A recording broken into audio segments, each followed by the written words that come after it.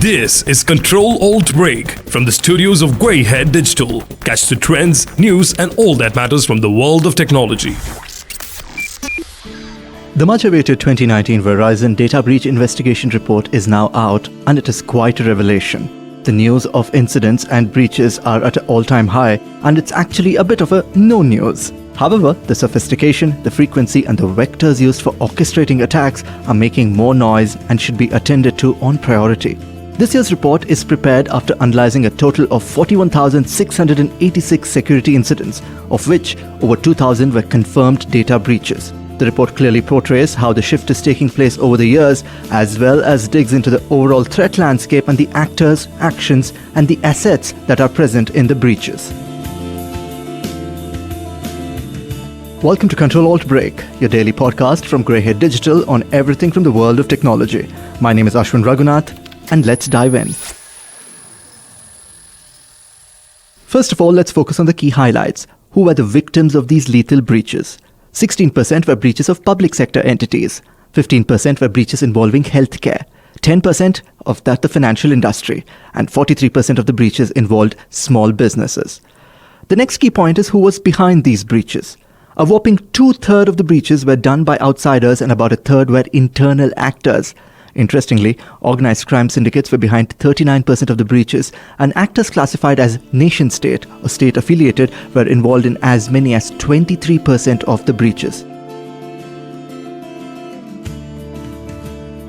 After knowing who were the victims and who's behind those breaches, it's time to know that the tactics or instruments were used to affect these breaches.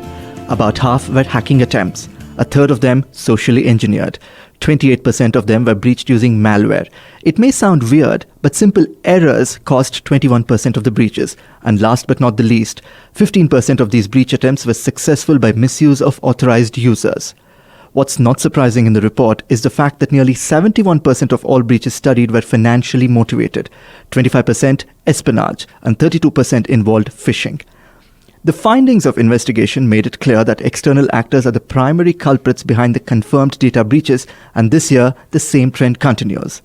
Financial gain is still the most common motive behind data breaches, where a motive is known or applicable. This continued positioning of financial gain at the top is not a surprise. So it would be interesting to know what those bad guys were actually doing. What is their motive? Why were they doing what they were doing?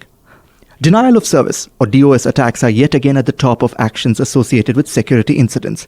While it is one of the oldest mechanisms in use, it still works when it comes to affect a data breach. In spite of so many advances in security technologies, there is still no stopping for DOS. Phishing and the hacking action variety of use of stolen credentials are prominent fixtures. The next group of 3 involves the installation and subsequent use of backdoor or command and control C2 malware. While you may want to read the entire report that runs into about 75 pages, here's what the report asks CISOs and CIOs to be super careful about. 1. Integrity is integral. The web application compromises are normal attacks against data at rest. Code is being injected to capture customer data as they enter it into web forms. Widespread implementation of file integrity software may not be a feasible undertaking, so adding this to your malware defenses on payment sites should be considered.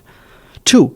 Continue to embrace technologies that make it harder for criminals to turn your POS terminals into machines of unspeakable doom. EMV, mobile wallets, any method that utilizes a one-time transaction code is a good thing. And 3. Not just PCI. Payment cards are not the only data variety that would be useful to the criminally minded community. Rewards programs can be leveraged for points or for personal information of your customer base, and these are potential targets as well. Are you thinking of doing things differently? We'd like to know. We are listening to you on our LinkedIn channels. Look for Dynamic CISO on LinkedIn, follow us, and leave us a line. Till tomorrow, this is Ashwin signing off for Control Alt Break and Greyhead Digital.